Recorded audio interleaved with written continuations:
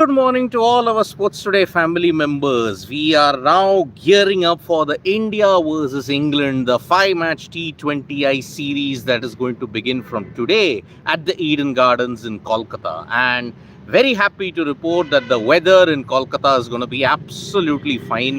A high-scoring pitch, and England are making a comeback to Kolkata after nearly 14 years against India. Now, Eden Gardens has a fantastic record against for India. When you look at it, they have played most of the games that they have lost only one. That one loss that they had came against England in 2011 at a time when Kevin Peterson was scoring runs. So that was the only loss India had in that entire sequence that you played at the Eden Gardens. So India versus England, Surya ball versus Baz ball. It's going to be a thrilling contest, a high-scoring encounter that may redefine the way T20 is played. I mean, look at it. India versus England, when you look at their head-to-head record, 13-11 in India's favour. England know how to beat India. Their last encounter that was there at Guyana, it was a comprehensive win for India. And when you look at how England are approaching it, they will be desperate to ensure that they do well at this stage. So, fantastic series that is there on the cards. T20Is, not that important at the time being, but yes, after that, when you have the 3 ODIs in February, that is going to be very, very important for India's build-up to the Champions Trophy. Now, as far as the Champions Trophy is concerned, there is a fresh storm that is developing in this point in time, because according to a TOI report that is there, India has refused to wear the jersey that has got the Pakistan name in it. Pakistan, remember, are the hosts, so that's why their jersey will have the names of the host that is there. But India at this stage have refused, and Rohit Sharma apparently is not going to go for the photo shoot that is there in Pakistan. The BCCI have requested the ICC that is just a minor issue and that they are wanting to ensure that the logistics are taken place somewhere else. But Rohit Sharma definitely is not going to Pakistan. That is the one report that we are getting at this point in time. On top of that, when you look at it, this new storm that is there, ICC, that is a Champions Trophy, India will not wear the blazer. It's not yet been confirmed. There is a report in Times of India that's on the front page as well that yes, this is an issue that is developing in a big way, and it continues the stormy build-up. I mean, India versus Pakistan, when you look at it, visa restrictions that is there for Dubai, it's going to be even harsher. So fans who want to go for the India versus Pakistan game on February 23rd, they are not going to get easy visas for that. So that is why this is a developing story that you look at it at this point in time. Now, there is even bigger outrage that has been there because Wisden, one of the leading publications in the world, released their test team of the year. And guess what? There are 5 Englishmen, but not many Australians in it at all. In fact, Australia, there is not even a single player when you look at it. I mean, there is no Travis Head, there is no Pat Cummins. That squad, when you look at it, has got 5 England players. England did not do well in the WTC cycle at all. But Australia, who are at the top and have qualified for the final, they don't see many players, which is why the Australian media are absolutely going after the England publication, after the Wisden publication that's there. They are just saying they are delusional at this point in time. Baseball is really causing some havoc in their minds at this stage. So, England versus Australia, even that debate is ongoing. Like, how can they not include certain players in the Australian team in the test team of the year? No Pat Cummins. Pat Cummins, the most successful captain in the modern era at this point in time, holder of the BGT, holder of the Ashes, in the WTC final, also WTC winning captain, he's not there. Guess what? That is what some publications can do. There is a huge, if you look at it, panel that was there, but then they just didn't agree on certain Australians. Now, as far as England versus Australia, the women's Ashes is concerned, there is a big development that is happening as far as a cold shoulder is concerned. Alex Hartley, a former England player, had criticized the England team for their fitness. And that is why after the end of the Sydney T20I, they didn't give her an interview. The England players refused to give their former colleague, their former player, an interview at this stage. So she had criticized the fitness for the fact that England didn't make it to the finals of the T20 World Cup. They criticized her in that sense, and that is why now the England players have decided no more interviews to Alex Hartley at this point in time.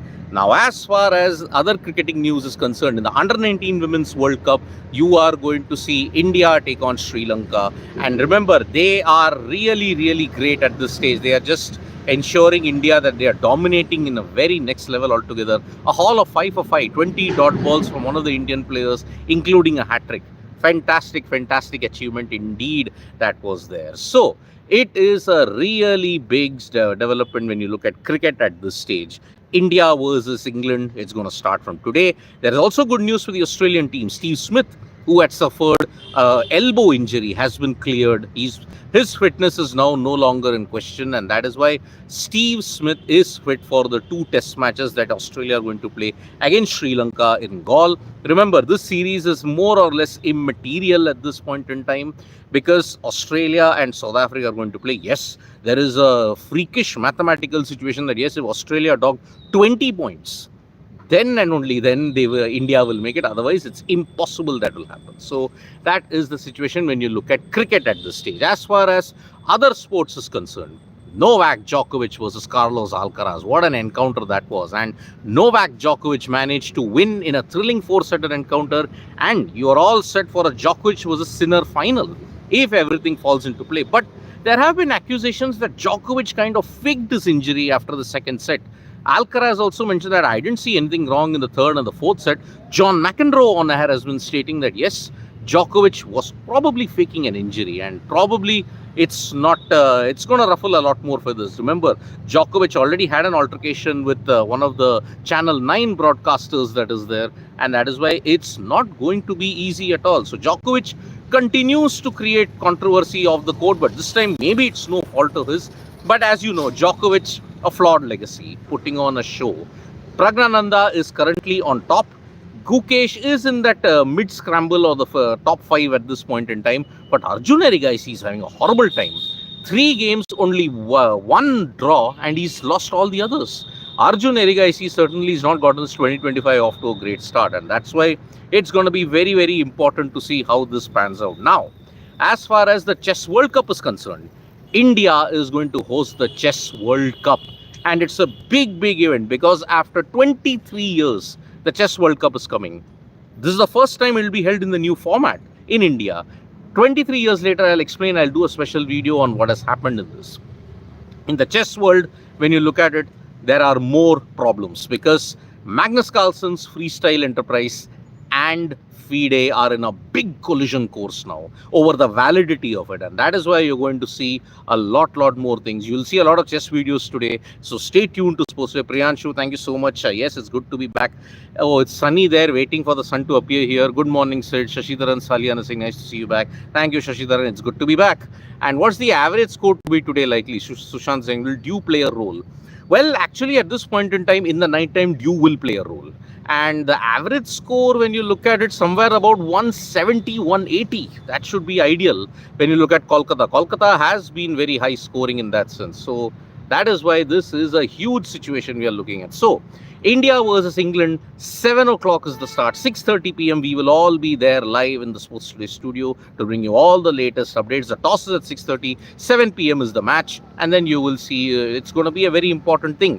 Maybe England, it is going to, it's Shashidharan. Oh, sorry, Shashidharan. I mean, you mentioned Shashidhar Salian, that's why. Shashidharan, my apologies indeed. Yes, it's good to be back. You're going to see a lot more updates in the chess stream when you look at it. The World Cup, as far as the FIDE standoff is concerned, Djokovic injury concerned, as far as the live updates for the Australian Open is concerned, Iga Swiatek is through to the next round. You're going to see Yannick Sinner in action today in the fourth quarterfinal. Let's see how that pans out. India's challenge, unfortunately, as you know, has ended with Rohan Bopanna and his Chinese opponent Zhang losing in the quarterfinals of the mixed Open. So that's why that is another big event. As far as badminton fans are concerned, the Indonesian Open, you're going to see Satvik Sairaj, Ranki Reddy and Chirag Shetty in the second round. They have reached there. So that's why plenty of sporting action in the month of January as we speak. So thank you so much, folks, for joining us for this live update. We'll be back for more videos on Sports Today. Subscribe and tap that bell icon so that when we go live. And don't forget, 6:30 p.m. toss,